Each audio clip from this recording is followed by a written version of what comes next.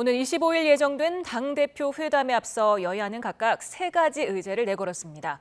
공통으로 민생이라는 화두를 던지긴 했지만 의제 조율을 위한 실무회동이 갑자기 연기되는 등 회담 전부터 치열한 신경전이 펼쳐지고 있습니다. 김다연 기자가 보도합니다. 민주당은 국민의힘 한동훈 대표가 여야 회담을 하나의 정치적 이벤트 정도로 생각하는 것 같다며 날을 세웠습니다. 국민의힘이 탄핵이나 청문회 같은 정쟁 정치 중단과 함께 민생 대책, 특권을 내려놓는 정치 개혁 등 3가지 제안을 공개한 게 발단이 됐는데 이에 민주당이 언론을 통해 의제를 공개하고 회담 생중계 가능성까지 발표한 건 예의가 아니라며 실무 회동까지 미룬 겁니다.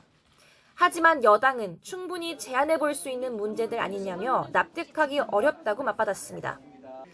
회담 의제를 둘러싼 기싸움도 팽팽합니다. 양당 모두 큰 틀에서 민생을 논한다는 계획이지만 여당은 금융투자소득세 폐지 같은 세제 개편안을, 민주당은 전국민 25만 원 지원법에 주안점을 두고 있습니다.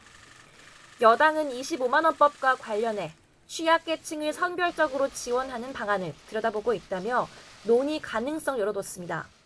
25만 원 관련해서 우리 입장이 어떻게 되는지 좀 정리 좀 하고 있고, 자영업자 소상공인 굉장히 힘든데 선별적으로 두텁게 지원할 수 있는 방안에 대해서 민주당은 민생에 더해 윤석열 대통령 제2요구로 2차례 폐기된 최상병 특검법과 지구당 부활까지 3가지를 의제로 제안했습니다.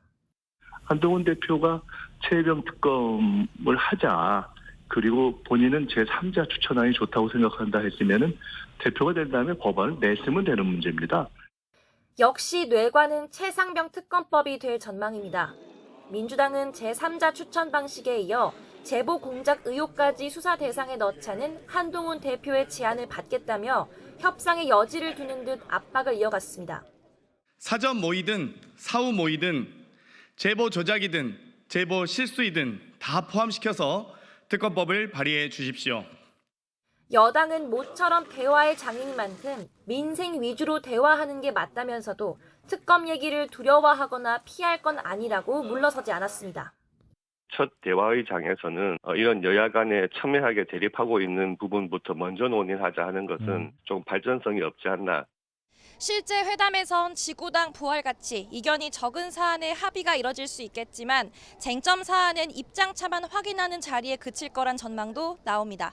YTN 김다연입니다.